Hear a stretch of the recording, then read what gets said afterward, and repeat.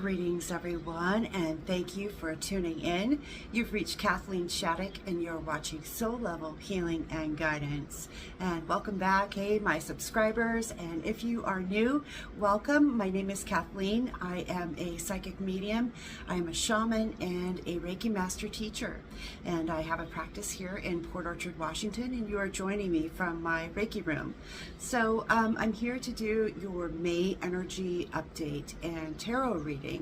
And what I can say so far for the energies of May is, okay, I feel really a grinding kind of explosive energy that is going to reach a breaking point this month. And I'm doing my video a little bit differently this month. I'm going to actually play for you a pre-done energy update that has some cool visuals to it, and then I'm going to meet you back here for your tarot reading. So just a moment and I will join you for your tarot after. See you in a moment. Greetings everyone, this is Kathleen with your May energy forecast. And for this month, I'm feeling a moon energy. What do I mean by moon energy? Moon energy is about being unable to see with your physical eyes where you're going. It's like being caught up in a dense, thick fog, unable to see your path ahead. In this energy, we are being asked to allow ourselves to be guided only by our intuition, as what we see with our physical eyes will not give us the answers that we seek. This takes tremendous trust in our connection to the divine and in our own ability to connect to it. This is in fact a test of how far our faith can take us if we allow it to. This energy is asking us to be okay with not knowing what happens next. And how frustrating is that? The mermaids told us last month that we need to go with the direction that life is taking us and not try to swim against the current. We'll only exhaust ourselves trying. The changes that we may have been avoiding up until now are here, and resistance is futile. Either we allow the changes to happen or suffer the instantaneous karma we will surely invoke by acting selfish or by being stubborn and flat out refusing to change. We are being asked by Spirit to bravely face the unknown and hold our faith that these changes are for our highest good, even if it doesn't feel like that in the moment. It's time to have patience and a whole lot of self-care practices in place to help us integrate these new higher frequencies that have come online on our planet. And we just had a major timeline shift last month on the April 8th solar eclipse. Did you guys feel that? Did anyone else out there notice the several Mandela effects that took place since that event? If you experienced a Mandela effect, I want you to tell me what you experienced in the comments, and then I'll share with you what I experienced. So please tell me if you guys experienced that. Now back to May. We need to watch for some emotional reactivity this month as we face energetic challenges. These areas of love, money, and career challenges have been ongoing themes since March of this year. Now for May, we have the planet Pluto entering the sign of Aquarius the Rebel, and it is also squaring Venus in Taurus the Bull. Taurians classically do not like change. They get very comfortable in their routines. I sense the stubborn bull in each of us digging in our heels a bit as we get pulled along by this energy. If we are resisting any changes, the universe will drag us kicking and screaming. This could lead to some power plays and explosiveness at the beginning of the month. Pluto goes retrograde on May 2nd though, and that gives us some time to process these shifts and changes. This energy is asking us to learn how to be the eye in the storm. You may not be able to control what is happening around you, but you can control how you respond to it. Victims will be everywhere this month, and some of them like to wear their pain and trauma like an old, beat-up favorite jacket.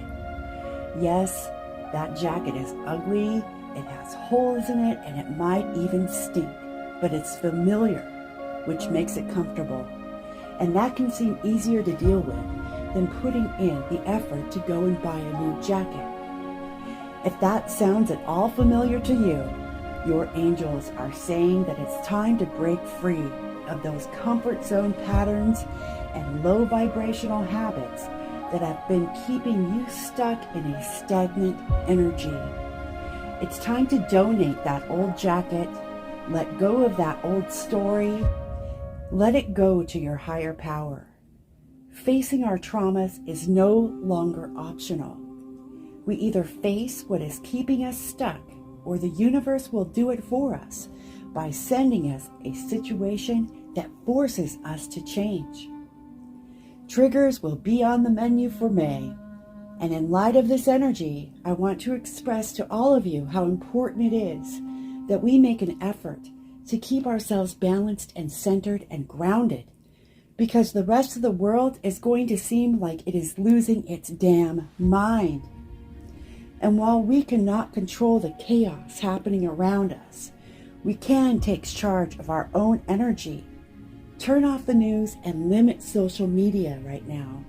They use these separation tactics to cause fear and to harvest our energy. Don't give away your power. Instead, I advise everyone to go within and work on what you can do personally to move through these changes successfully. So that's what I am feeling for the energies of May 2024. And now we're going to follow up with the rest of your reading. So I'll see you guys in just a moment. All right, guys, I hope you enjoyed that energy update for May, and let me know how you like my new video style in the comments. Now, let's do some tarot. Let's see what all of that means for you this month. And I'm seeing in my mind's eye that this reading is going to be good for the next, I'm going to say 3 to 6 months, because this is eclipse season. And so even though we are kind of done with the majority of the, the tower strikes, let's say, we still have a lot of kind of picking up the pieces things going on. So let's find out now in the tarot what's in store for you. I'm using the classic Rider-Waite. So let's get 3 cards for my collective viewing audience, please. Spirit, angels, guides, ascended masters, guardians, ancestral spirits, please join us for this reading for my collective viewing audience. Okay, so we've got the first 2 to pop out are the 6 of Wands and then also the 3 of Swords. So this, the 9 of Wands and the 3 of Swords. This is a very hurt energy. Do you see the bandage on this man's head? And he's looking, he's kind of waiting for the next moment, waiting for the next, messed up thing to happen in his life or her life. This is a, sometimes things beyond your circumstance, but when coming out with this card here, the 3 of Swords, I'm going to say that this is in the love department, okay, or at least in your heart space. You're either suffering from some kind of loss or in extreme transition in your life. Maybe you've gone through a major breakup, through a divorce. I'm seeing a lot of guarded energy here. And let's see what else came out. Ooh, okay, so actually good things. Okay, the Death card came out. So you are at the closing of a chapter, whoever I'm reading for here. You could be a Scorpio or have Scorpio placements. Scorpio also represents Pluto, the planet Pluto that was in the reading, the energy reading I did. That's the planet of transformation and rebirth. It has the Phoenix energy, and so I'm going to say that that's your advice for the person that is going through, the heartache, the heaviness, the guardedness, it's kind of just raining and gray in your life right now, know that this is a time of darkness, and it's meant to transform you. Whatever you are experiencing now, this extreme pain is going to transform your life. Even if you can't see that right now, what does the phoenix bird do? It catches on fire and it dies and is reborn. It reinvents itself. And so the message for you too is to consider putting the past behind you and finding a way to reinvent yourself. Because if you survive this pain, and I promise you will, it just doesn't feel like that right now. If you survive this pain, you are going to be transformed, because it is only through pain that we actually grow. And not to get biblical, but the resurrection that we read about in the Bible with Jesus, and how he went through all of this excruciating pain and then was reborn. This is an example of what can happen to us. And any angel will tell you that our wings actually grow in the dark.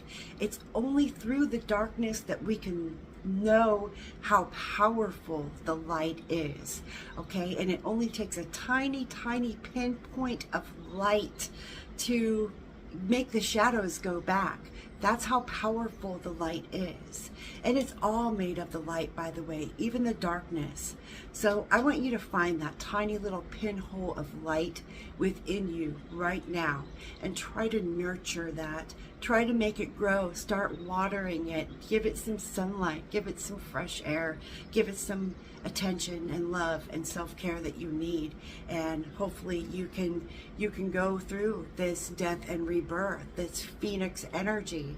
Start looking at images of the phoenix bird and imagine yourself catching on fire and transforming into what you want to become. Okay? That's how we begin. We do meditation and visualization to get to our goals, because we got some really good stuff sitting here. This is being satisfied and total contentment, and this is standing on your own, okay? It's standing on your own 2 feet, not with anyone else, feeling satisfied, feeling secure, feeling confident, feeling like all is well in the world. This is what's coming for you once you get past this pain. So this pain is no joke. I've been through it myself. I went through a divorce after 17 years of marriage. So been there, done that, got the t-shirt. I know how painful it is to sit in this energy. And you know what? You need to feel it. I'm not going to lie. It hurts. Heartbreak hurts like hell. But you have to feel it, but then you have to let it go. You can't hold on to it. You've got to let it go. You have to look at what is and pick up the pieces and move on with your life. Okay, it's time to stop looking back and start looking forward. March forward. Stop avoiding this. The death has to happen. Okay, it must happen. It has to happen outside of you first, and then it happens inside of you, where you have this extreme makeover, essentially, by spirit. And your life, your old life, had to crumble apart so your new life could begin. So that is the tarot reading that I am feeling for those of you watching.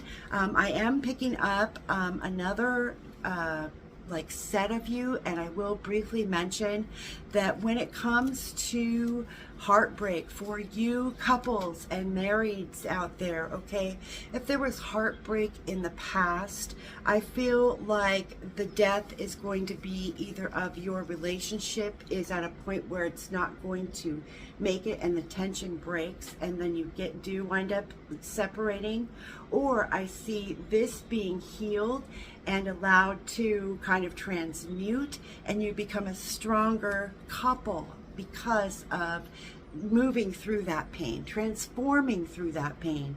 You see, it's what we do with our pain and how we mold it and shape it within ourselves that determines the outcome of our manifestation. So, quick little lesson for you there today, and I hope you enjoyed your reading for May. And if you guys need me, I'm here. I'll put all of my information in the description box. Please make sure to give this video a like and share it if you feel guided to. It really helps my content to grow and get it out to who needs it.